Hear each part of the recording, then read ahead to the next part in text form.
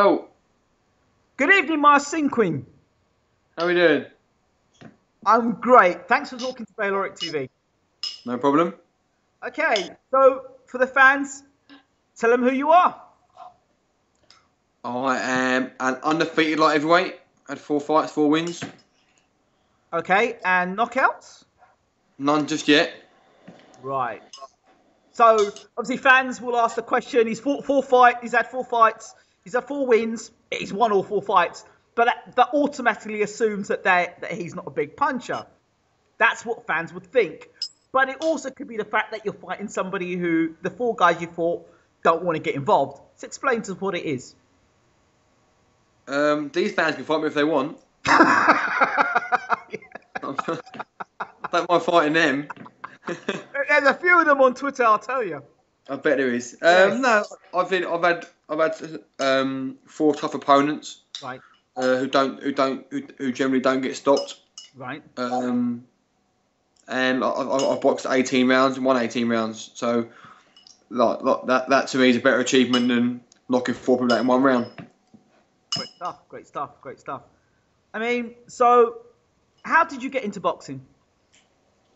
My dad and uncles were all professionals, three of them. Then my dad took over from the amateur club local to us, where we started training my older cousin Liam, who's also a professional now. I sort of followed down there and went from there, really. So you say your brother? Cousin Is a professional as well. He's Southern Area lightweight champion. Okay, great stuff, great stuff, great stuff. So what's his record? He's had 7-1-6. He got beat in prize fighter, so over the 3-round format, it's not really a loss, is it? Yeah. So it's a lottery, really. You do well on that night, then you get a bit more exposure. That's it. So yeah. So you're saying that your dad was a boxer previously. That's how you got into it. So what did you do as an amateur? I had about 80 fights, won 65. Won six British junior titles. Junior Olympic bronze. A few multi nations golds. On the same squad as Georgie Groves, Tyson Fury, Liam Smith, Paul Butler, Kevin Satchell, Scott Quigg. So I've got a bit of catching up to do. Yeah, you're in with a nice crowd of people. You are, they'd say. Hopefully, I'm a late bloomer. So how old are you now? 25. I see. You got plenty of time. The world is your oyster. Oh, well, the bigger you are, I think the later you tend to hit your prime. I think. Okay. Well, look, you've got Bernard Hopkins. Look where he's at. So there you go. So you draw inspiration from that. That's it. Right. So okay. So 4-0. You've had a good amateur background. How much do you think the amateur background is now helping you in the pro game? I think any experience you get from anywhere is going to help. I box all over the world, so all different styles, different kind of opponents, they're always going to help. You can never buy that kind of experience. So I think it's helped me out massively. The 4 opponents I've boxed so far have all varied in styles. Right. They've all been journeymen, but they've all been different kinds of journeymen. Right. So I've dealt with them relatively easy. So I'd like to say that's from what I've learned over the years. So I mean, there are some people that will say, well, the amateur career doesn't really prove much when it gets into the professional career, i.e., Audley Harrison, fantastic amateur, turned pro, didn't quite make it. Tyson Fury, who I interviewed as well, said that well, I fought a lot of times as amateur, didn't get paid for it, but I wanted a fight, I had a fight, I did well. But at the end of the day, you turn pro now, this is where it really matters. What are your views on the amateur and the pro game? Well, I don't know really. I think that I don't do boxing for money, if that's what you mean by that. I don't think sport should be. Obviously, it's nice to get paid for getting punched, but I love doing amateur. It's just it's a different. I got to a stage where I thought I'd had enough of the amateurs and wanted to move on from that. The next stage of boxing is to turn professional. wherever you reach, if you're Audley Harrison, you win Olympic gold medal, or you're Tyson Fury, or whoever you are, there's always another level, and I think mine was now. Right. So, in the 4 fights you've had so far, what have you learnt in those 4 fights? Obviously, not blowing those guys away has made you go the rounds and make you go the distance. What are you picking up from those fights, as opposed to just blowing them out in a round? All kind of things. I done my first 6 round of my last fight. I mean, Right. obviously amateurs in all 3 rounds. I've done 4 rounds to start with. So you learn. I learned the endurance. I mean, in the gym, I'm doing 10, 12 round sparring. I do that easy. Obviously, on the night, doing 6 rounds was a lot tougher. Obviously, the environment, the heat in the hall was unbearable at points sometimes. But you learn all kinds of things. You just got to take it all in and try and use it next time. So, in terms of sparring to prepare for fights, who have you been sparring with? Tony Conquest is down the same gym as me. We've got the same trainer, so we do a lot of him. George Groves was like I said before, was an amateur mate of mine. We spar before his fights mainly. Helps me out massively, helps him out. Leon Senior, who's Southern Area champion at my weight, we do a bit of work with him. Anyone really, we can try and learn some stuff off. We try and get some sparring with. Right, I noticed that you're from Bushey, which is Hertfordshire, right? That's it. Correct. Well, I know that area fairly well. It's like, I know Watford. Obviously, spent some time down there. There's an old nightclub down there called Destiny's, if I'm correct. It's called Destiny. It's called Oceana now. Oh yes, well, that's when I remember it was Destiny's. You're showing your age there. Yeah, good nights there. Good quality nights down there. Well, about quality, good nights. Quality was. I wouldn't know. I'm a fighter. I'll stay in. Back in the day. That's it. So I'm going to say this because in Enfield there's obviously a gentleman called Evangelou. Yeah. He's light heavy, and he, how much do you know of him? I sparred him about maybe 6 months ago, maybe more than that, actually, maybe 8 months ago. Okay. We've done a little bit. Yeah, I'm not the kind of person to sit and call people out, but I would fight anyway. If they see me tomorrow, you're fighting a world champion, it wouldn't faze me in the slightest. I may get beat, but it wouldn't faze me. So, yeah, I mean, I think he's got a brother as well who's around my cousin's weight. Yes. So, I mean, the 4 of us on the same bill, and apparently they sell a good ticket. We sell a great ticket. So that's money to make there, isn't it? I mean, I know you're not in it for the money, but still, it's a good draw. Of course, it's not to get paid, of course it is. Absolutely.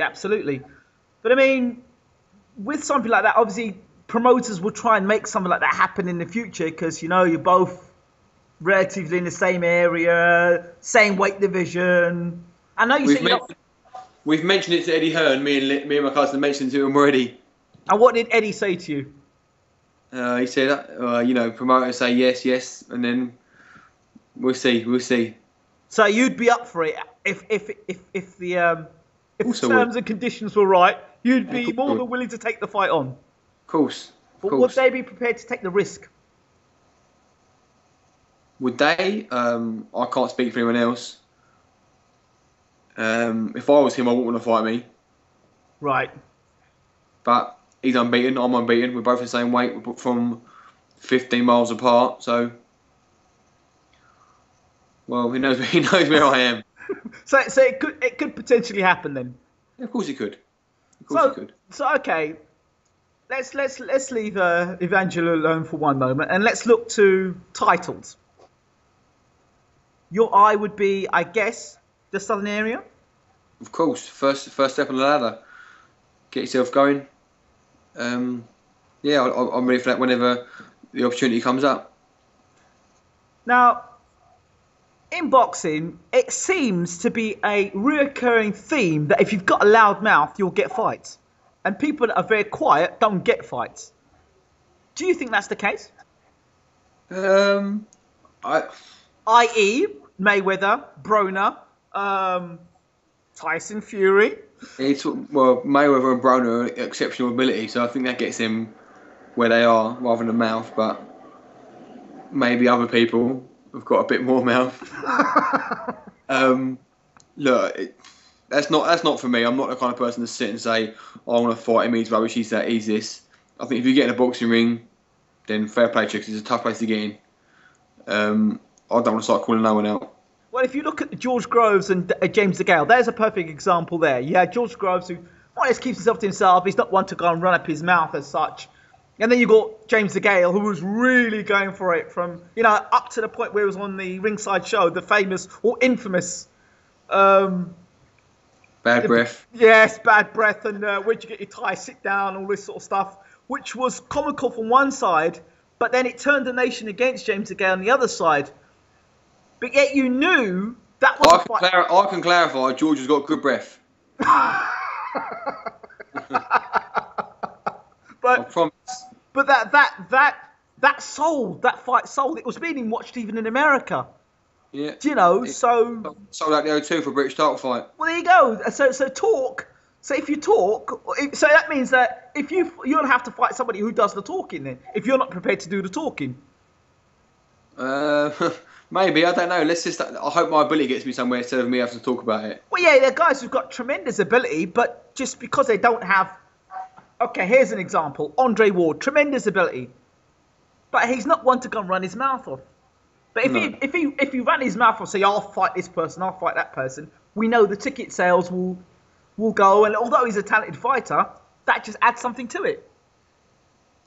Yeah, maybe I don't know. Maybe in 2 years' time, when I can't get a fight or no one will fight me because I'm boring, I might start talking and saying some things. But that's not really my style, and that's not something I want to get into really, unless I had to. Right. Okay, so I looked at a couple of fights with you, and your style is very relaxed, not so much technically hands up, left jab, right and left hook. So the typical British style. Who do you base your style on? I used to love watching Sugar Ray when I was growing up. Okay. What was it about Sugar Ray that you loved? Just, he was never boring. He was never... He didn't punch particularly hard, but he was just very fast, very elusive, very hard to hit. And I'd like to say that's what I try and base my style on, I suppose. Right. So, are there any British fighters that you look at and think, oh yeah, he's done quite well for himself, his style's quite decent? Not really. Not really. Even with Leonard, I never really based my style on his. I don't think I copied. I just started boxing and that's how I box. Whether that's because I watched so much of him, that's how it turned out. Right. But I love watching Kazagi. Right. I think his work rate and his flair, everything about him was brilliant. Yes. And the way he conducted himself. Nigel Benn was great to watch, but I would never fight like that because it doesn't suit me. No. So, I mean, when I look at your style, I can imagine, obviously when you were younger, trainer would say, "Oh, keep your hands up, mate. Keep your hands up. Oh, get that left jab out." I still say it now. So how do you overcome that sort of rigid style and set ways of trainers? You just ignore it. Oh, with the England training when I was younger, it was that's how they tried to get into boxing. The old left, 1-2 left hook and in out. But I think that's probably why I didn't stay on there for too long in the end because of my style wasn't suited to the way they liked it. But I don't feel comfortable with my hand rigid. I don't feel like I'm just comfortable in general. That's it, really. Able to express yourself as a fighter that way. Yeah, maybe, yeah. My dad was obviously my trainer, and that's all I've ever heard from him my whole life is get your hands up, get your hands up, get your hands up. My mum's as bad. All I've heard from her is get your hands up. So, do you feel that style, the style of hands down by the side and being more languid or more able to be more reflexes, do you think that is a far more successful base for a fighter? Because it's shown historically that British fighters with left jab, right hand, left hook, when they go across stateside, that doesn't seem to work. Get found out. Get found out, yeah. Don't get me wrong. I wouldn't go into a fight with a renowned banger and go in there with my hands all over the place. I know when my hands got to be up, when they haven't got to be up. Right. I'm not the kind of. I don't walk in with my chin out and saying, "Hit me on this, please." Yeah. There's method to my madness. Right. So yeah, I don't. It's not just all hands down. There's a bit of substance there as well. Right. So how is it in terms of, because you've not got that 4 fights, 4 KOs, and how does that work in terms of your marketability as a fighter? Well, I'd like to think that I'm enjoyable to watch. It's good to watch. It's a good night out. I mean, like I said, I do over 200 tickets all the time, maybe 250, close to 300, and every fight. So, I mean, we're fighting in our hometown in October, me and Liam, and we'll do 1,000 tickets. So it's not so that people like watching me. So I think knockouts will come once I start developing, getting a bit stronger, and start fighting people who punch back at me instead of the journeyman I'm fighting in a minute. Right. And I will stop knocking people. Right. Of course. I mean, you look at someone like Nathan Cleverly, for example, in your weight division, somebody who is not a noted puncher, but as he's been moving through the gears, he's been getting stoppage victories against decent quality opponents. So there's nothing to say that won't happen for you too. You might say my next 4 fights, I'll knock all 4 of them out. I've had 8-1-8, knocked out 4. It's reasonable, isn't it? Yes, it would be reasonable. And of course, like I said, or you said as well, that the guys that you're fighting don't really particularly come to fight. Their role is to stick around and make be a nuisance to you for 4 rounds. Yeah. So I mean, you know, that's why sometimes box rec can be quite deceiving, because you look at it like, oh, he fought 4 fights, he couldn't knock those guys out. So it's kind of deceiving. Yeah. You know, you said you sparred with George Groves. Yeah. Right. So there's a guy that can bang. He can dig, right? He definitely can. So how is that with you? Because, I mean, do you get a better idea of your own power when you're fighting someone like George Groves? Although he's a super middle, he looks quite big for super middle, and it looks like he could do light heavy quite easily. I don't ever think about my own power. I never think about power. It's never the way I've been trained. Right. Always speed kills rather than power. Right. So we've never trained on knocking people out. It's never the way. Boxing's about not getting hit, not about hitting them as hard as you can. Right. But I'll give you his dues. George has hit very, very hard. No, it's a very common, another common thing that's said by boxers. Oh, I've been helping him out in the gym. But I want to go a little further and ask the question: what exactly are you helping out in the gym? I mean, you know, because fans listen, they think, oh yeah, he's been up in the gym, so they've been having a sparring session. Cool. What exactly does it mean? If you're brought in to do a sparring session, what exactly would you be working on, for example, without giving too much away, obviously? But I mean, what sort of things would you be working on? I've never. When I spar with George or anyone, yes, I've never been the opponent, if that makes sense. I've never been told to. I go in there and be myself. I fight how I would fight. Right. I've had sparring partners down for me who've tried to replicate the person I'm trying to fight. Right. Trying to throw certain shots and just trying to act the way they would act. So when I say helping out, I suppose it just means. It can mean anything. It can mean getting you fit, getting your fight fit, getting you sharp. It can mean a lot of things. Because I know that there's some guys that will go down the gym or go to gyms and be used as literally a sparring partner. Yeah. And so, you know, you're going down there and the other guy could be in super shape and just letting rip punches every round at you, and you're just taking punches, and you know, there's that sort of. I've been helping out and taking a smashing, right, and getting a beating. I'm in a punch bag, helping out. Yeah, exactly. But then you see, it does happen, and you know what I'm talking about, you know. And there are other guys say, well, I'm helping out, and it's mutually beneficial. Yeah, I'd like to think that mine and George's spars are like that. I've been down there a few times, so I get a call back, so I'm doing something right with him. Yeah. I mean, I know that you and George were close, and you are close, you're friends. And he's got a fight coming with Carl Froch, which I want to touch upon in a minute. Why was it that why was it you didn't go with like Adam Booth? Because obviously George was a good mate of yours. Wouldn't it have been just a good thing to have gone where George went?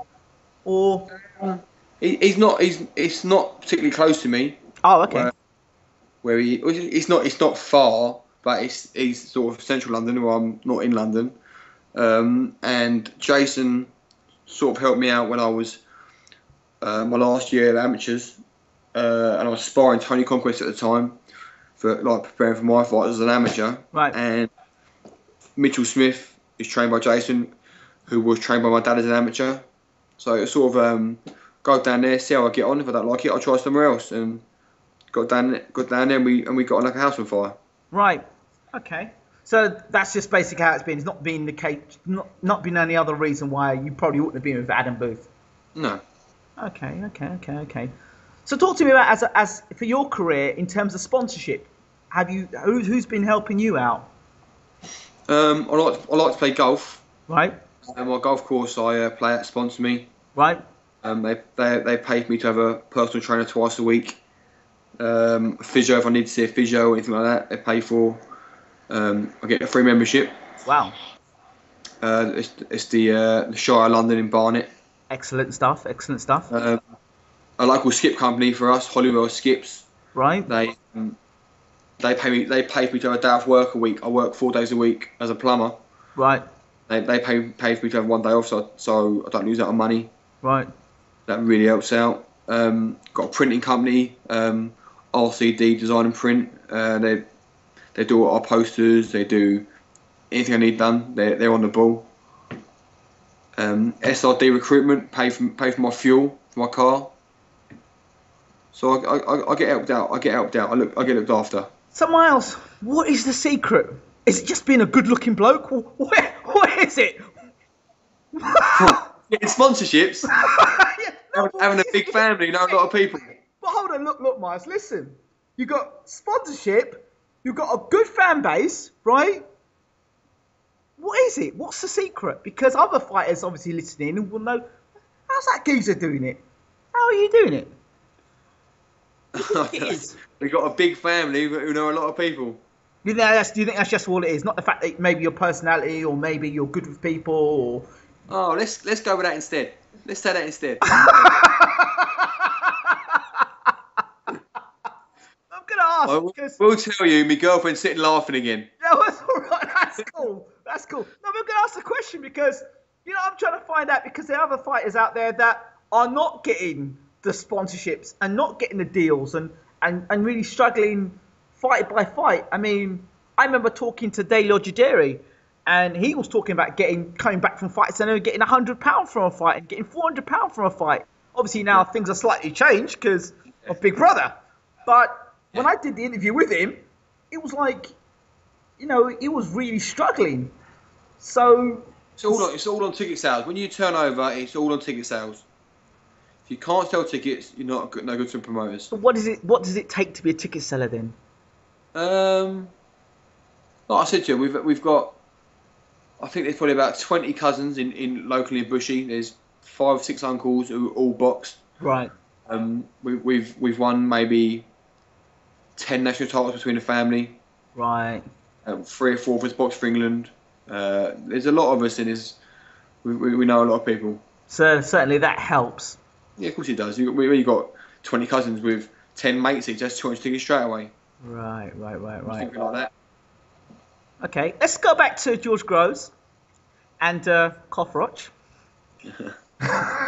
So, am I about to be put on the spot by any chance? Now, have I ever been known to do things like that? I think you might be about to. So, tell me, I mean, what are your thoughts about the fight?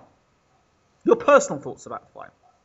If I was a betting man, if you give me £10,000 now and said bet now, who would you bet on? I'd say Groves. Because he's just, at some point, Froch will get old, his chin will fail him, or something will happen. And if someone could do it, I think Groves can do it. I think he punches very hard, very fast, and he's improved a hell of a lot the last 2 years. But, okay, that's one way. I also think Adam Booth's a genius, and he will work out some plan to figure Froch out. Okay. I'm not disrespecting Froch because what he's done over the last 5 years is amazing for British boxing. There's no disrespect to him. I just think this one fight, I think Groves could do it. He could do it. What about experience at the highest level? Has he got that? George has boxed all over the world as an amateur. Right. Maybe in 30 countries. He's boxed in America as a pro. He's sold out the O2 as a pro. He's been on Wembley Build. He's been on a lot of big shows. What experience do you need? But to fight someone who has the capability of knocking him out, somebody who's battle hardened. I mean, Froch is not going to be intimidated by Groves, which might be to his undoing.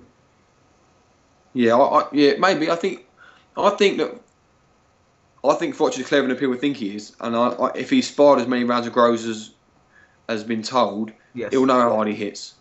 Well, he won't try and walk through him. I've heard different rumours. I've heard two different stories. Story number one is that Groves and Froch had a ding dong. It got out of control, and it almost became a fully fledged bout. And then I heard another rumour that Froch got dropped by Groves. I'm staying out of it. Well, I know nothing.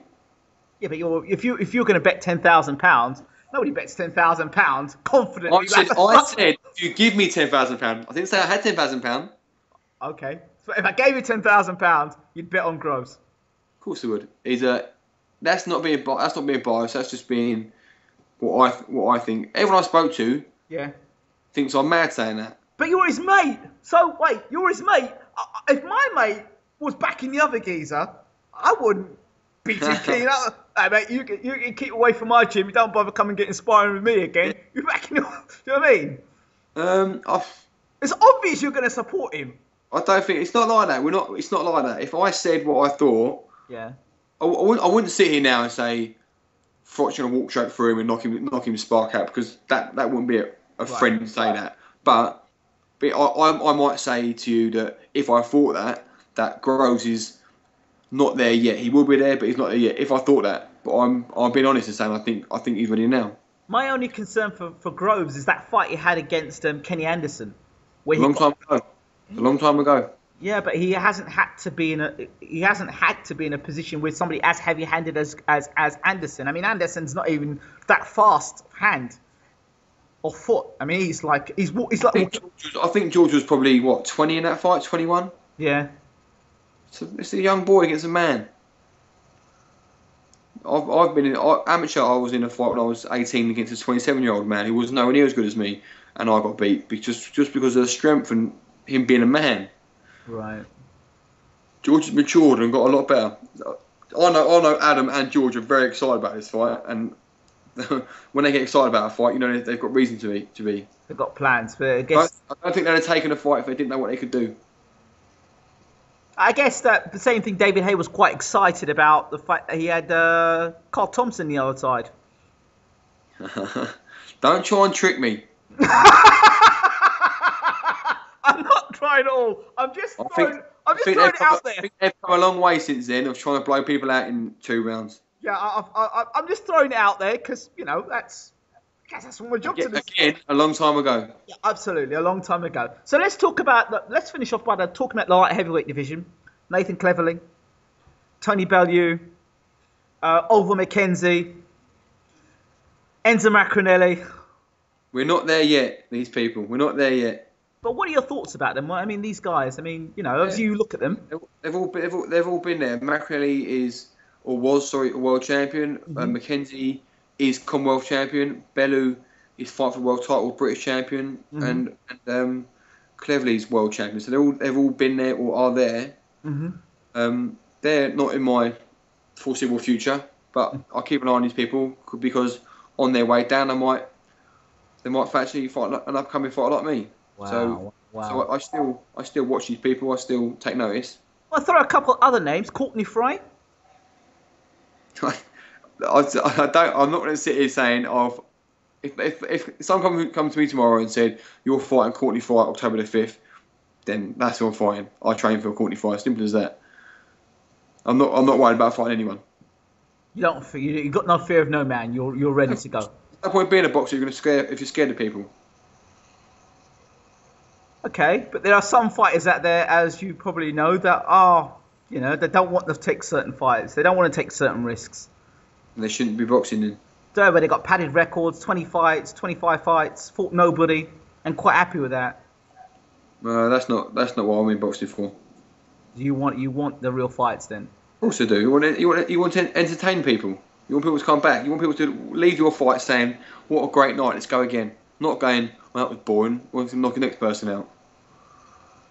You want people to feel like people spending their hard-earned money to come watch you fight. You want them to come back again. Okay. I go to work. I work, so I know what it's like to earn money and what it's like to spend money. I don't want to feel like I wasted it. Right. So talk to me about promotional wise. Who's your promoter? I haven't got a fixed promoter. I've never signed a contract with anyone. Frank Warren done my first 3 fights. Yep. My last fight was with Steve Goodwin. Right. And my next fight will be with Steve Goodwin as well. So how does that? How does that work? I mean, do you just roll up and say, "I'm a fighter. I want to fight. I want to be on your bill," or do they? I don't say anything. I've got a manager who does all that. Right. Okay. So I mean, some guys don't have that. Some fighters just don't have that. So I'm just trying to find out how things work like that. He'll find the best deal for me, the best fight, the best money, the best anything. He's out to get the best deal for me possible. The more I earn, the more he earns. Right. But it's got to be fights where we're going places. I don't want to be fighting. I don't want to be taking backward steps. Is what I'm trying to say. Right. Okay. So to fight on Box Nation, or to fight on what does it feel like to go out there, and you've got all these people in a big arena? What does that feel like? It was a bit surreal having a camera in my face for the first time because obviously I'm not used to it. It was a bit surreal, but it was when I come home to sit and watch and hear commentators who I've grown up watching talk about people, talk about me on the telly, was a really good feeling, if I'm honest. So did you agree with what they were saying, or? They quite like my style as well, so I definitely agreed. That helps at the moment, right? That's all good, isn't it? They said I had an American style, which I was quite happy with. Yeah, that's good. I mean, I've got to agree with that. Definitely agree that you've definitely got a style which is pleasing on the eye. That's nice to hear. Definitely. So, fans, you've always got a good fan base, but you can always get a bigger fan base. You're on Twitter. So tell us where you are on Twitter. Shinkwin23 at Shinkwin23 is my Twitter address. Okay. You on Facebook? I am. Yep. Miles Shinkwin. But all information on fights and upcoming events is all on there. Key question. Do you run your Twitter and Facebook account, or does somebody else do it? No, I do it. Of course I do it. I like to be personal with people. People ask me questions, I answer them back. I answer them honestly. Okay. That's good. That's good to know. That's really good to know. On closing, have you ever had to deal with any sort of Twitter abuse since you've been on Twitter? I wrote the other day that I fancied Groves v. Frotch and I got a bit of abuse for it. Oh, dear. Don't do things like that, because that just starts. All the trolls come out. All the evil warriors come out. It makes me laugh. You look at the photos of these people. They've never had a fight in their life. They don't know what they're talking about, and they want to dig me out. But I can take it. I'm a big boy. I can take it. Miles Shinkwin, thank you so much for talking to Bayloric TV. Thank you very much. Good man. Thanks a lot. Cheers, mate. Cheers. How did that go? That was much better. I did forget one sponsor though, and I'm wearing their bloody t-shirt and all. I just looked at the thing. They're my kit sponsors. They do all my kit and everything as well. How can you forget them? That's life. You can't tell them that's life. That's life. We could have been here for a while otherwise. But fortunately, I've talked to BoxFit a few times, so it's cool. It's all right. If you do a photo, I'll sit with me. Can you see my t-shirt? I tell you, I'll do it now. I'll do a photo if you know anyway. Oh, look, like this. Is that all right? Yes, go. Let me get it. Snapshot on. If you could smile, that'd be great. I'm a bastard. I don't smile. It just looks like you just don't want to be in the photo. Okay. What? Yeah, it looked like you don't want to be in the photo. How's that? Yeah, that's cool. That's cool. Let me try it. So you're making Mrs. laugh. My Mrs. laughing at me smiling at the camera again. Okay. She just said I don't do smiling. Yeah, give us one of those fighters looks then. Like if they're smelling something. I can't do that either. Now you said that, I'll get serious now. Did you get the box fit in there? I did. Get one more. Let's get one more. Let's get a serious one in now. Let's get one that's. Okay, 3, 2, 1. Right. You know you're gonna get people calling you George Groves. Wait for it. It's coming. If you hasn't happened already, you're gonna get the George Groves. Wait. You're gonna get it. Wait. I don't mind. I can take it. It's okay. It's fine. But like this interview was a lot. I felt a lot more better than the last interview we did. Yeah. I thought it was right before. You just had a couple of little blips. Blips? Blips weren't the word. I was calling out. She's on there instead. Look, she's hiding now. Look. Well, we recently engaged, and now she's hiding. Oh, congratulations! I've been married to my missus 2 years, and she's a marriage counsellor. So. Oh, blimey. There's nothing wrong with her. No. The radio station that she's got this weekend, we're going to be talking about pornography. Oh, okay. Lucky you. No, I'm not. I'm just a producer. I'm going to listen to it. So, yes. So, why I said that was random. I know, I just said it. Just what I'd say. Just so you know. Yeah. So, just to let you know, so I'm just plugging that. But anyway, great talking with you. I shall get the video out as soon as possible. And, yeah, take care. Speak soon. Cheers, mate. See you soon. Bye.